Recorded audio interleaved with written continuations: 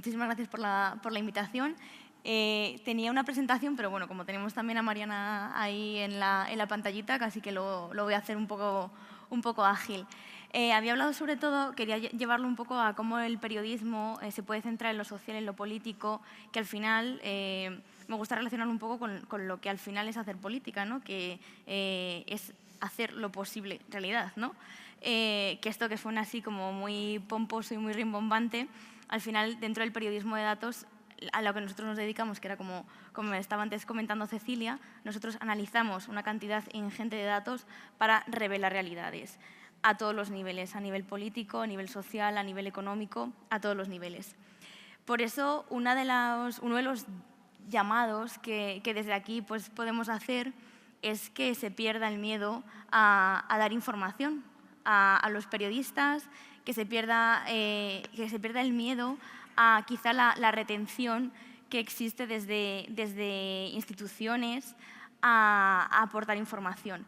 Yo sobre todo he querido traer unos ejemplos así como muy básicos que quizá ya después, años después de tener la ley de transparencia en marcha, de que existan también, bueno, mirad, tengo la presentación, qué bien.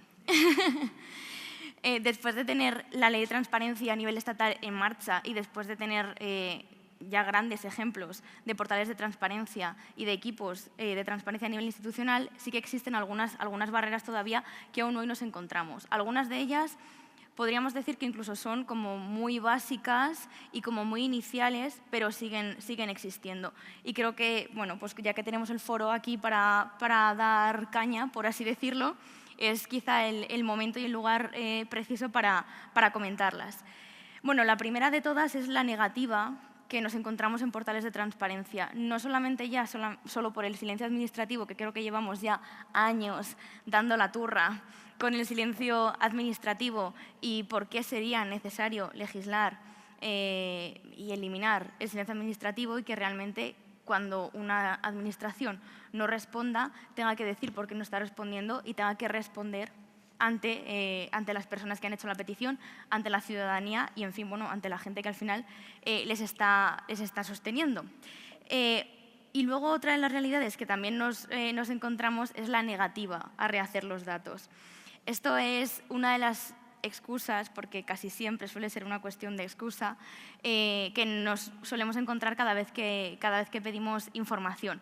Claro, cuando ya llevas años dedicándote a esto y estás pidiendo información, muchas veces los informes o los datos accesibles que existen en los portales de información abierta se quedan un poco, por así decirlo, cortos o cojos y nosotros a veces vamos un poco más allá. Yo sobre todo lo hablo desde el punto de vista de que en los últimos años, ahora ya me dedico más a periodismo nacional, pero durante los últimos 3 años he estado en periodismo regional. Y era muy complicado poder acceder también a información tan desestructurada, ¿no? Y tan desmenuzada como para que nosotros pudiéramos trabajar prácticamente hablando al barrio, ¿no? O hablando a los municipios. También me gustaría hablar de la parte de empezar a valorar el cantidad versus calidad.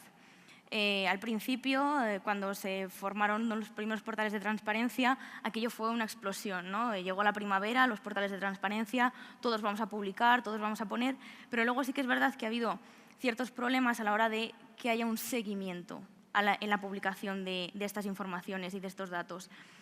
Y también en la parte de la calidad, a veces no es tan necesario publicar muchos datos como que sean datos relevantes para la audiencia.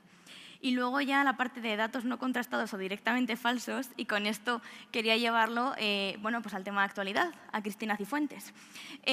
Algo que nos hemos encontrado en estos últimos días es que uno de los trabajos que casi siempre se suele hacer al inicio de las legislaturas es los periodistas de datos nos dedicamos al final a mirar también cuáles son los currículum, ¿no? Por ver un poco cómo se asemejan los diferentes parlamentos a la ciudadanía, para ver si hay un porcentaje mucho mayor de titulados, doctores, másteres y demás, versus lo que existe en la ciudadanía, en la sociedad, ¿no?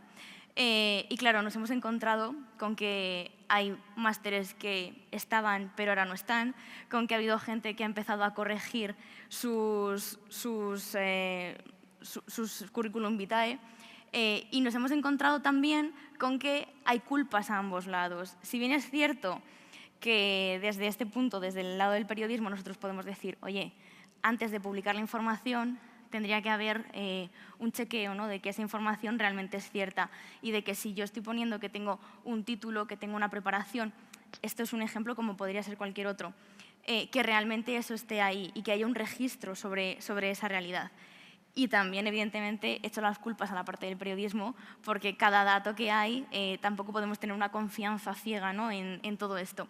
Pero sí que me gustaría hacer un llamamiento para que, ya que existen equipos preparados en diferentes administraciones, para intentar, ¿no?, que por lo menos los datos que se publiquen, aunque sean pocos, que sí que sean veraces y que podamos confiar en ellos. Y por eso digo, sobre todo distribuirlo en trabajar los datos, en la veracidad de los datos o la concreción de los datos como institución, y también la culpa repartida para nosotros, poder hacerlo como redacción, que nosotros lo tenemos a veces un poco complicado porque nos piden los reportajes para antes de ayer, pero bueno, también es otro punto. Y no sé si me he quedado en el tiempo. No, ¿Sí? vas muy bien. Vale, estupendo. Pues ya está, hasta aquí todo lo que quería comentaros.